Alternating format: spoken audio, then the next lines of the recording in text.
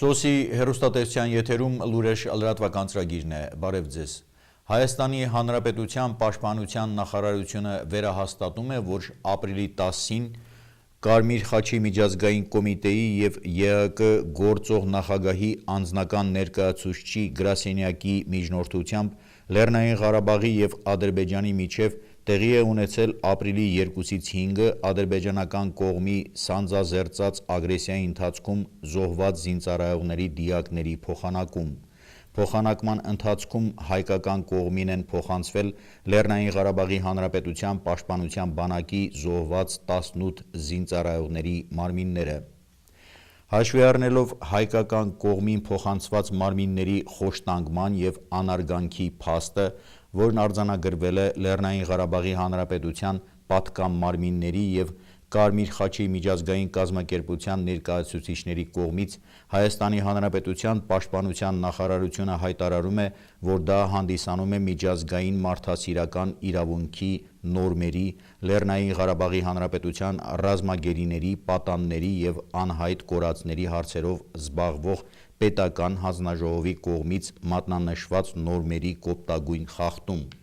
Լեռնային Ղարաբաղի Հանրապետության և Հայաստանի Հանրապետության իշխանությունները համագործակցելով միջազգային կազմակերպությունների հետ իրականացնում են հանցագործությունների վերաբերյալ ապացույցների հավաքման աշխատանքներ, որոնց հիման վրա հարուցվում են քրեական գործեր։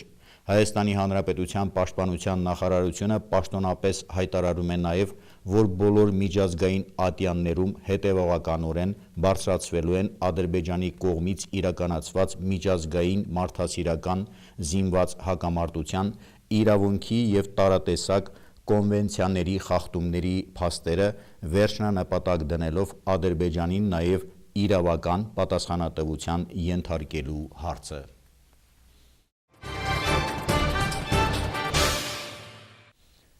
Վերջին օրերի իրավիճակը ստիպեց, որ սահման պաշտպանող զինվորների շարքերը համալրվեն կամավորներով։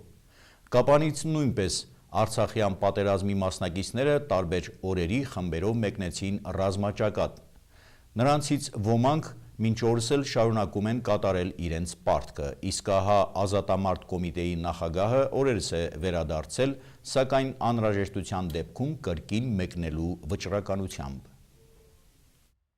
Ղարաբաղի ադրբեջանական սահմանին հարաբերական անդորը, չնայած Հայաստանի պաշտպանության նախարարի մամլոք հարտուղարի հաղորդագրություններում դեռևս տեղեկացվում է թշնամու կողմից արձակված կրակոցների մասին։ Կապանից կամավորության սկզբունքով սահման մեկնած ազատամարտիկներից ոմանք այս օրերին տուն գալու հնարավորություն են ունեցել, ինչը ևս թույլ է տալիս որոշակի ենթադրություններ անել տիրող իրավիճակի մասին։ Ազատամարտ կոմիտեի նախագահ Խորեն Հարությունյանը նրանցից մեկն է վերադարձել է, սակայն կրկին մեկնելու վճռականությամբ։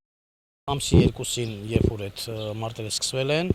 մենք արդեն ամսի 3-ին ստեж ճանապարհվել ենք, մի խումբ կամավորներով գնացել ենք դեպի Ղարաբաղ, մեր ճիշտ ասած մեր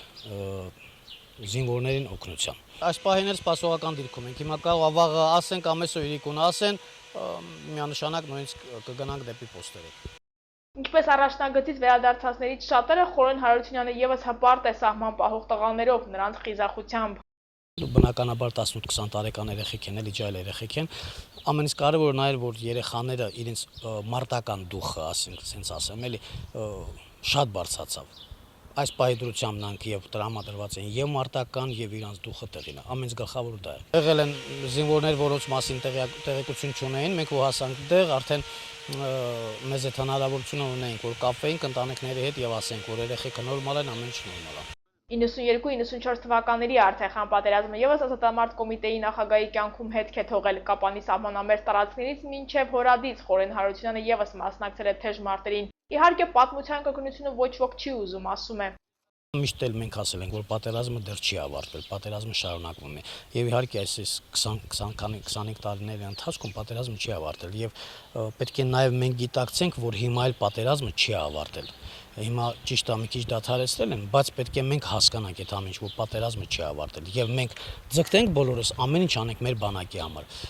մեր զինվորների համար, որ այնտեղ իրենց համար ամեն ինչը հարմար լինի, պատրաստ լինեն այդ ամեն ինչի։ Կապանի տարածաշրջանի զոհված, վիրավոր եւ անհետ կորած զինծառայողների ընտանիքների հարցերով է զբաղվում Ազատամարտ կոմիտեն, հնարավորության սահմաններում փորձում աջակցել նյութապես եւ այլ հարցերով։ Կապանի տարածաշրջանից եւ Քաջանից զոհված եւ անհետ կորած ազատամարտիկները 218-ն են, 292 վիրավոր, 22 զոհվածի ծնողներ։ Սրանք ազատամարտ կոմիտեի տվյալներն են, ցավոք թվերը փոփոխվում են, զոհված հերոսների շարքերը համալրվում են նոր անուններով։ Պատերազմական 4 օրերին զոհված 3 կապանցիների տվյալները եւս տեղ են գտել ազատամարտ կոմիտեի ցանկում։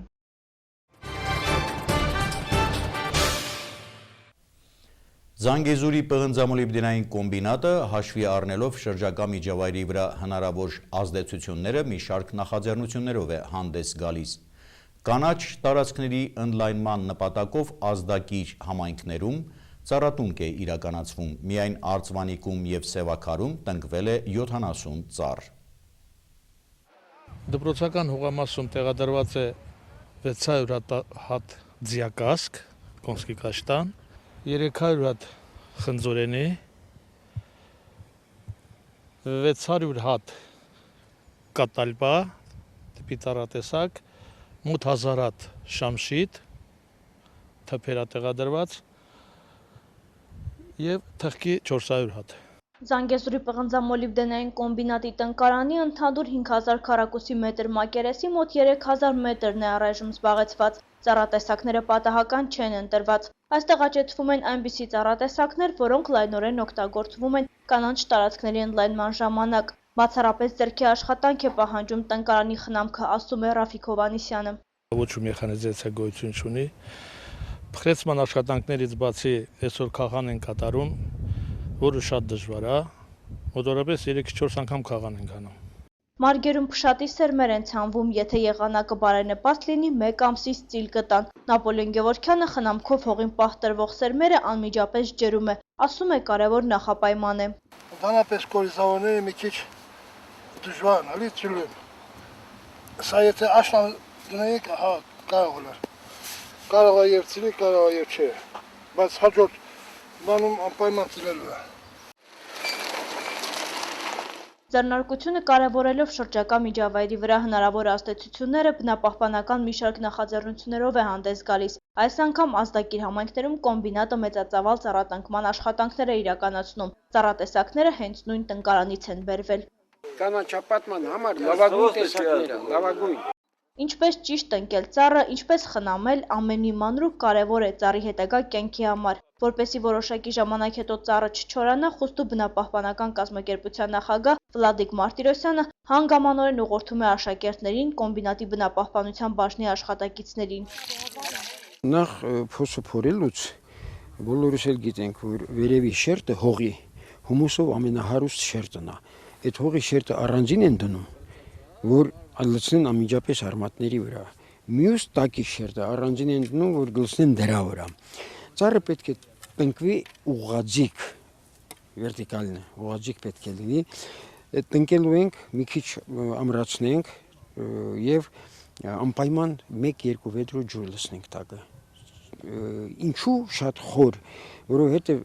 լցովի հողը, երբ որ մենք լցնում ենք, ծառի արմատները ավելի հեշտ են զարգանում, շուտ են զարգանում։ Կատալպա հրաշարին, որ տնկվեց Արծվանի գյուղի դպրոցի տարածքում, կանաչապատման համար լայն կիրառում ունի։ Վլադիկ Մարտիրոսյանը նշում է, ցանկացած շիվ հողում դնելիս պետք է պահպանել մի շարք կանոններ։ Մեծ տերևներ ունի, սպիտակ ողկուզաձև բուրումնավետ ծաղկում է եւ սա էլ անվանում են քաղաքի թոքեր։ Մեծ քանակությամբ թթվածին է արտադրում։ Տնկիները առաջիկա օրերին հողին կընտելանան, բնությանը խնամքով վերաբերվելու, ինչպես նաև նոր տնկված շիվերը խնամելու կարևորության, էկոդաստիարակության բարձրացման մասին էլ առանձին աշակերտների հետ զրույց վարեց կոմբինատի բնապահպանության բաժնի պետ Հասմիկ Մկրտումյանը, ամրապնդելով ու հարստացնելով երեխաների գիտելիքները։ Ուզում ենք, որպեսզի ամրապնդենք այն համագործակցությունը, որ կա Զանգեզուրի պղնձամոլիբդենային կոմբինատի եւ ազդակիր համայնքների միջեւ։ Ցանկանում ենք, որպեսզի բարձրացնենք բնապահպանության ոլորտում իրազեկվածության աստիճանը։ Ինչի համար է սա մենք շատ կարևորում։ Այսօր բնապահպանությունը շատ արձիական ոլորտ է, ճիշտ է։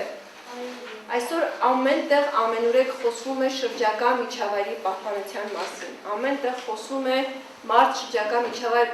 հարաբերությունների մասին։ Սակայն ցավոք սրտի մեր հանրությունը ամբողջապես իրազեկված չէ ոչ այդ հարաբերությունների մասին, ոչ շրջակա միջավայրի պահպանության մասին եւ երբեմն այնպիսի տեղեկատվություն է տրամադրվում մարդկանց, որ ուղղակի բերում է եւ անհանգստության եւ ապա տեղեկատվության Ձեռնարկության ազդակիր համայնքներից մեկն էլ Սևաքարն էր։ Այստեղ նույնպես նոր ծառատեսակներ տնկվեցին գյուղ տանող ճանապարհի երկայնքով եկեղեցու բակում, ինչպես նաև հուշարձանի տարածքում։ Մինչև ապրիլի 22-ը երկրի միջազգային օրը ծառատուն կիրականացվի նաև Կապանի եւ Քաջարանի մի շարք գյուղերում, իսկ միայն Արտվանիկում եւ Սևաքարում 7 տասնյակի հասնող ծառեր տնկվեցին։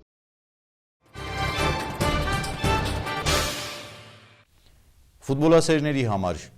Գանձասար Կապանը երրորդ խաղն անցկացրեց սեփական հարկի տակ։ Երկու անընդմեջ հաղթանակներից հետո թիմն այս անգամ բավարարվեց ոչ ոքիով 0-0, մրցակիցը Երևանի Արարատն էր։ Սպասվում էր, որ մրցաշարային աղյուսակում հարևանություն անող երկու թիմերն էլ համառ պայքար պիտի մղեն։ Չնայած անձրևոտ եղանակին պայքար իսկապես ծավալվեց, հատկապես առաջին խաղակեսում տանտերերը մի քանի գոլային պահ ստեղծեցին, թվում էր ուր որե հաշիվը կբացվի, բայց հյուրերի պաշտպանները հստակ էին գործում։ Նրանցից հետ չմնացին նաև տանտերերի պաշտպանները։ Արարատը մեծ ծավալի աշխատանք էր կատարում դաշտում, թողնելով լավ տպավորություն։ Ի վերջո երկու թիմերն էլ կարծես հաշտվեցին ոչ ոքիի մտքի հետ 0-0, եւ չնայած դարպասները մնացին անառիկ, մարզիչների հավաստմամբ խաղը դիտարժան ստացվեց։ Ընդհանուր առմամբ ցանկանում էինք հաղթել, բայց ոչ ոքին էլ ինձ թվում է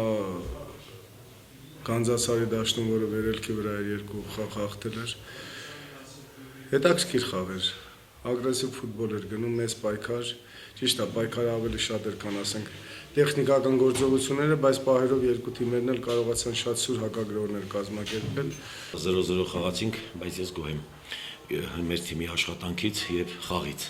Այսօր պարզապես առաջի խաղակեսում ունեցանք 3-4 կարելի ասել, հա, եթե չեմ սխալվում, պահեր, որոնք այսօր չօգտագործեցինք, բայց եղանակային պայմաններից ելնելով այսօր շատ ֆիզիկական նույնպես էլի ֆուտբոլ գնաց ու ես տեսա, որ ինչքան իրանք շատ լավ են տեղաշարժվում, տղաները մեծ ծավալի աշխատանք կատարեցին, դրա համար շնորհակալություն եմ, անգամ 0-0-ի համար շնորհակալություն եմ տղաներին ցանկանում լավ խաղի համար։ Շնորհակալություն եմ ուզում հայտնել Արարատին, լավ խաղի համար նույնպես, որովհետև գնաց շատ էներգիատար աշխատանք կատարվեց։ Այնպես որ շնորհակալություն, պետք է երկրպագուներն էլ գոհն լավ ֆուտբոլ տեսանք։ Գանձասար Կապանը այժմ պատրաստվում է ապրիլի 13-ին կայանալիք Գավաթի խաղարկության կիսաեզրափակիչի պատասխան խաղին։ Մրցակիցը Միկան է լինելու։ Առաջին խաղում Գանձասար Կապանը հյուրընկալվելիս հաղթանակ էր տարել 1-0 հաշվով։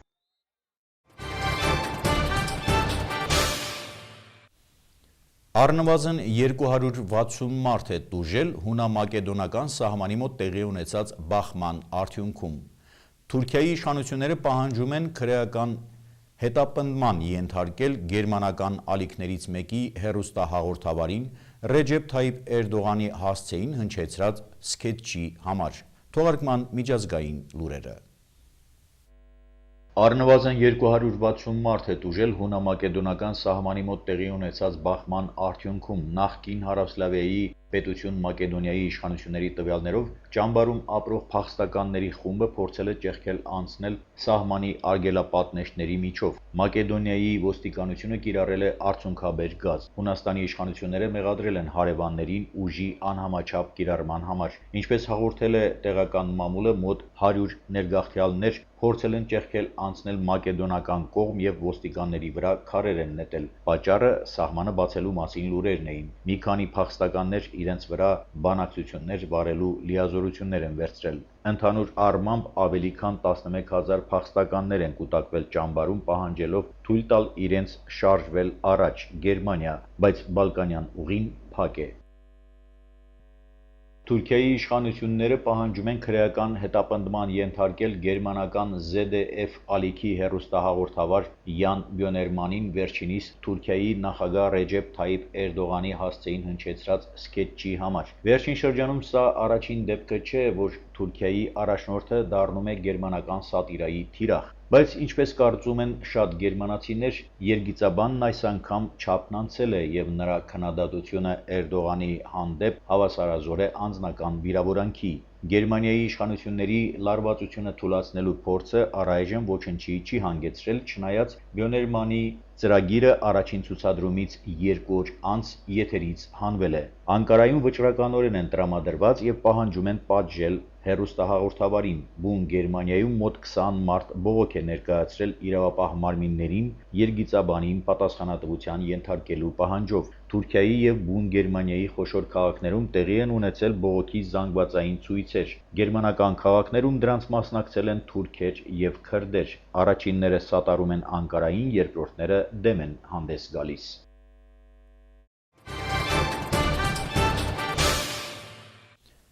Սոսի հեռուստատեսության եթերում լուրեր, լրատվական ծրագիրներ։ Ես ձեզ հրաժեշտ եմ տալիս, մինչ նոր հանդիպում։